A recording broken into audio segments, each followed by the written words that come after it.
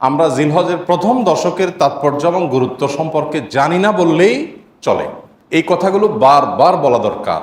আমি আপনাদেরকে উদাত্ত আহ্বান জানাতে চাই, আপনারা এই কথাগুলোর ফেরিওয়ালা হয়ে যাবেন, এই কথাগুলো অন্যের কাছে পৌঁছে দিবেন। জিলহজের এই 10টা দিনের ইবাদত করলে আল্লাহ তাআলার কাছে এটা যত প্রিয় হয়, অন্য কোনো সময় ইবাদতে আল্লাহ তাআলার কাছে এত প্রিয় না।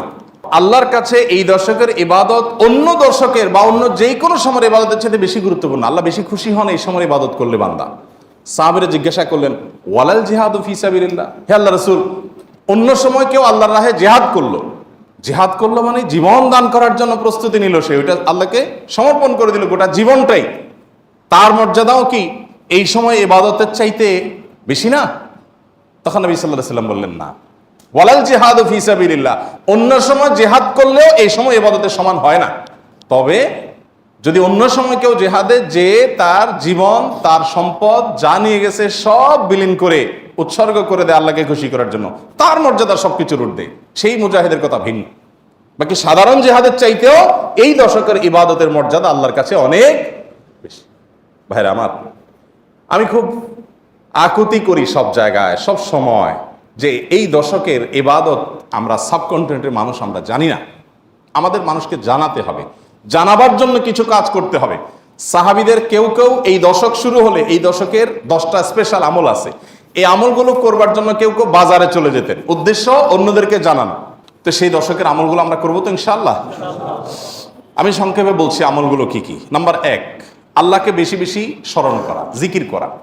আল্লাহ সুবহানাহু ওয়া তাআলা কোরআনে কারীমে বলেছেন, উযকুরুল্লাহ ফি আইয়ামিন মা'দুদাত, নির্দিষ্ট দিনগুলোতে তোমরা আল্লাহর জিকির করো, বেশি বেশি স্মরণ করো, আল্লাহর স্মরণটা বেশি বেশি হবে। এখন স্মার্টফোন এটার এঙ্গেজমেন্ট আমাদেরকে আল্লাহর স্মরণ তো পরের কথা, দুনিয়ার অন্য কোনো কিছু স্মরণ করতে দেয় না। এজন্য এটা নিয়ন্ত্রণ করা ছাড়া মানুষ কখনো মুত্তাকি হওয়ার কোনো সুযোগ নাই। নেক্সট সূরাতে শয়তান আসে যে আমি তো ওয়াজ শুনি মোবাইলে, নেক্সট সূরাতে শয়তান আসে আমি তো কোরআন তেলাওয়াত শুনি। আরে ভাই, ওয়াজ শুনেন আর কোরআন তেলাওয়াত শুনেন, প্রত্যেকটা জিনিস একটা লিমিটেশন আছে। ফরজ নামাজ চলে যাচ্ছে, আপনি মোবাইলে কোরআন তেলাওয়াত শুনতেছেন, সওয়াব হবে না গুনাহ হবে? আপনি ওয়াজ শোনার নাম দিয়া আজে বাজে জিনিসও দেখছেন, চান্সে এসে যাচ্ছে, চোখের সামনে ক্লিক করে দেখে ফেলছেন, তাহলে আপনার জন্য এই মোবাইল টিপাই জায়েজ নাই, কারণ আপনি নিয়ন্ত্রণ করতে পারেন না। ভাইরা আমার, এই দশকে আল্লাহর স্মরণ যেন হয়, সেজন্য অন্য সময়ের মতো বিশেষভাবে স্মার্টফোনের নিয়ন্ত্রণ খুব বেশি জরুরি, খুব বেশি জরুরি। আল্লাহ আমাদেরকে তৌফিক দান করুন। আল্লাহর স্মরণ কিভাবে করবেন? যত প্রকার জিকির আছে সেগুলো করবেন, কোরআন তেলাওয়াত, সকাল সন্ধ্যার জিকির, উঠতে বসতে জিকির, দোয়া, সেগুলো পড়বেন বেশি বেশি।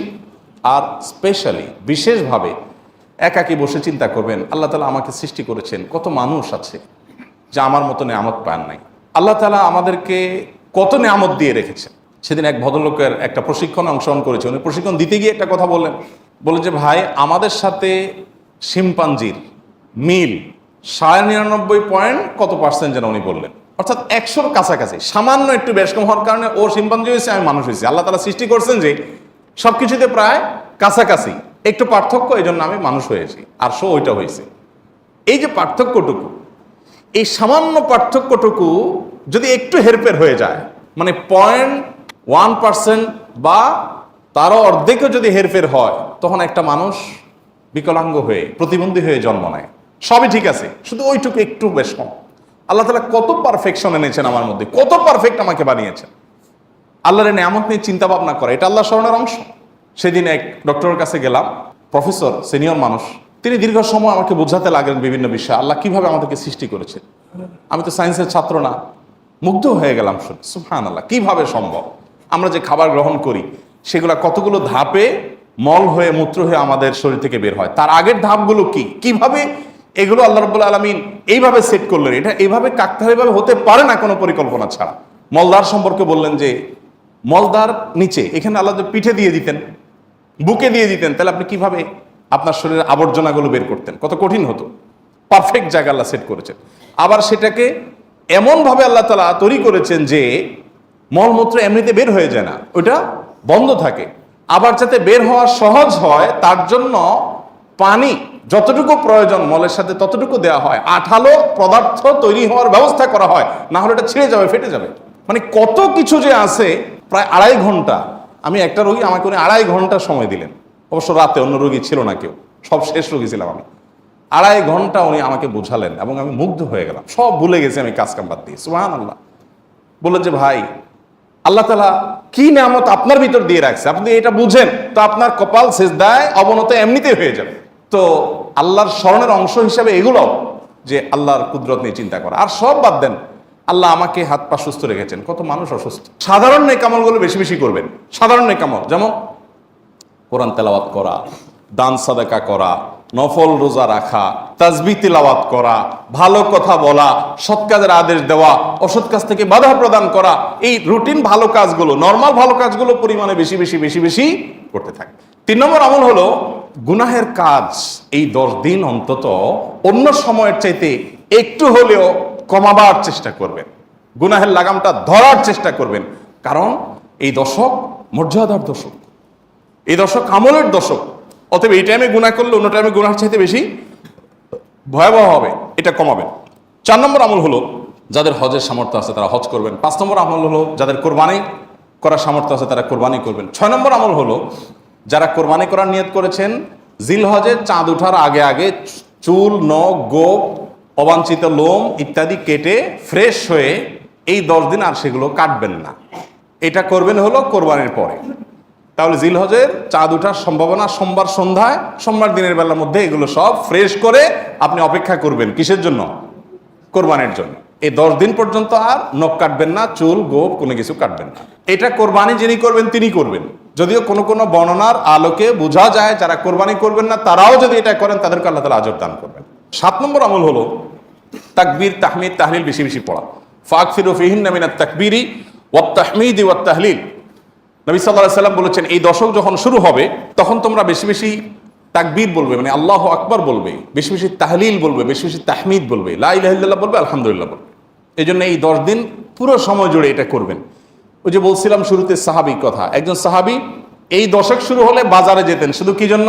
এই আমলটা করার জন্য। বাজারে যেয়ে সবাই বাজারে কেনাকাটায় ব্যস্ত, উনি যাই উচ্চস্বরে বলতেন আল্লাহু আকবার, আল্লাহু আকবার, লা ইলাহা ইল্লাল্লাহ, আল্লাহু আকবার, আল্লাহু আকবার, ওয়ালিল্লাহিল হামদ। এর উনি বাজারে গিয়ে বলতেন। উদ্দেশ্য কি? অন্যদের যত স্মরণ। এখন আপনি ভূমিপল্লীতে কয়েকটা দোকান আছে অথবা চিটাগাঙ্গে বাজার আছে, আপনি বাজারে যায়া সবাই কেনাকাটায় খুব সিরিয়াস মুডে আছে, আপনি যাই যদি সেখানে জোরে জোরে বলেন আল্লাহু আকবার, আল্লাহু আকবার, লা ইলাহা ইল্লাল্লাহ, আল্লাহু আকবার, আল্লাহু আকবার, ওয়ালিল্লাহিল হামদ, কি হবে দৃশ্যটা বলেন তো? এটা আপনি যদি বলেন সবার মধ্যে, অনেক লোক বাজারে, মাঝ বাজারে জমজমাট, আপনি যাই জোরে জোরে এটা বললেন, কি করবে সবাই? সবাই তাকায় বলবে ব্যাপার কি, সমস্যা আছে নি, কোনো অসুস্থতা আছে কিনা বেচারা। এটা না বলবে ওই যে সবাই যে অসুস্থ, সবার যে ইমানের রোগ, তাকওয়ার রোগ, এই জন্য সুস্থ মানুষকে কি মনে হয়? অসুস্থ মনে হয়। কারণ এটা তো দেখতে অভ্যস্ত না সে। আমি এই জন্য বলি ভাই, এই সুন্নতটা ওই সাহাবীর সুন্নাত জিন্দার নিয়তে একটু দোকানে যায় না, যা সবাই চা খাচ্ছে একটু একটু চিৎকার করে বলার দরকার, একটু জোরে বলেন যাতে তারা শুনে।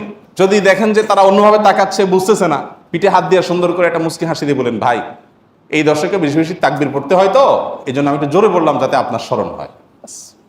দেখবেন সেখান থেকে অনেকের বিবেক খুলে গেছে, উনি পড়বে ইনশাআল্লাহ। চেষ্টা করা যাবে তো ইনশাআল্লাহ।